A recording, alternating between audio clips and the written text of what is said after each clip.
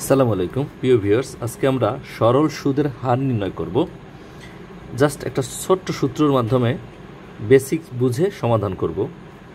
আমরা 1 নম্বর প্রশ্ন দেখব। তার আগে আমরা দেখি সরল সুদের হার সমান সুদ বাই সময়, অর্থাৎ সময় যত সময়ে যে সুদটা হয়, যদি 5 বছর সময় সুদ হয় 500 টাকা, তাহলে আমরা এই সুদের পরিমাণ 500কে আমরা 5 দিয়ে ভাগ করব।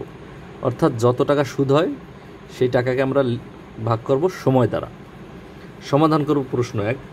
কোনো ব্যাংকে টাকা জমা রাখলে 5 বছর পর তা দ্বিগুণ হয়ে যায়, সরল সুদের হার কত?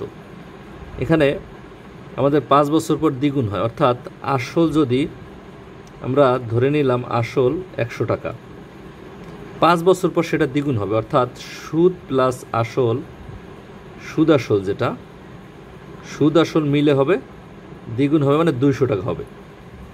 আমরা বোঝার চেষ্টা করি, আসল 100 টাকা আমি ব্যাংকে রাখলাম, 5 বছর পর সেটা দ্বিগুণ হলো, অর্থাৎ সুদ এবং আসল মিলে 200 টাকা হলো।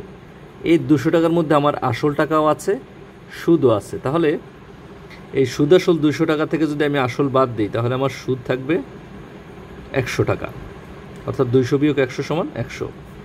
এই সুদের যে 100 টাকা, এই 100কে যদি আমি হার সমান লিখব, এই সুদকে আমি সময় দিয়ে ভাগ করব, অর্থাৎ 100 ভাগ এই 5 বছর সময়, অর্থাৎ 20%, 20%। উত্তর হবে 20%। আমরা সমাধান করব প্রশ্ন 2।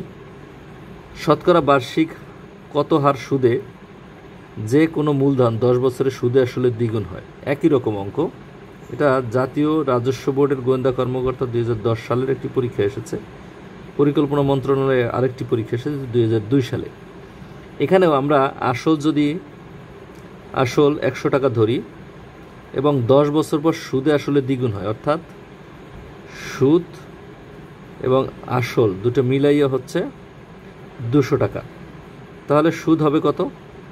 সুদ হবে 200 মাইনাস 100, অর্থাৎ 100 টাকা। আমরা সুদ পেলাম, এই সুদকে আমরা সময় দিয়ে ভাগ করব 10 দিয়ে, তাহলে আমরা হার পাবো, সুদের হার।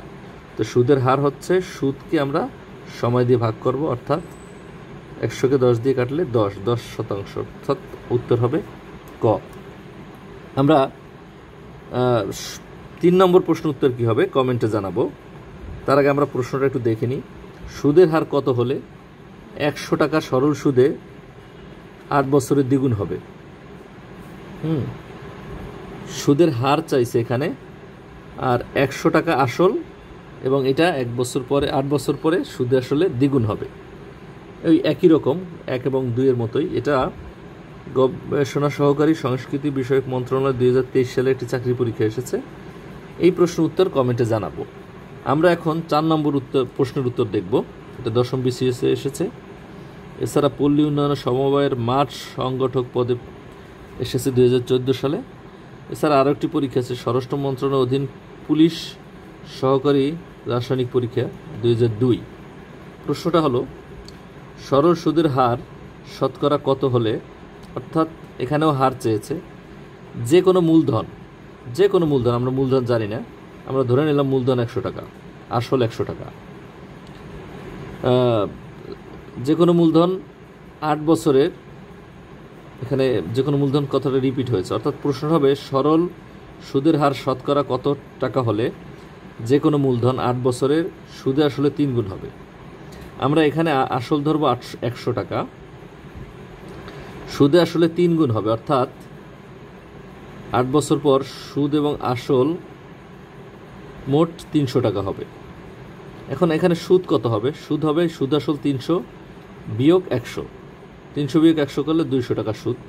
তাহলে আমার হার হবে, আমরা এই সুদকে এই সময় 8 বছর দিয়ে ভাগ করব, অর্থাৎ 200 ভাগ 8, কাটাকাটি করব, কাটাকাটি করলে 25, অর্থাৎ 25%। উত্তর হবে 25 টাকা। প্রিয় ভিউয়ার্স, ভিডিওটি ভালো লাগলে লাইক করবে এবং শেয়ার করব। ধন্যবাদ সবাইকে।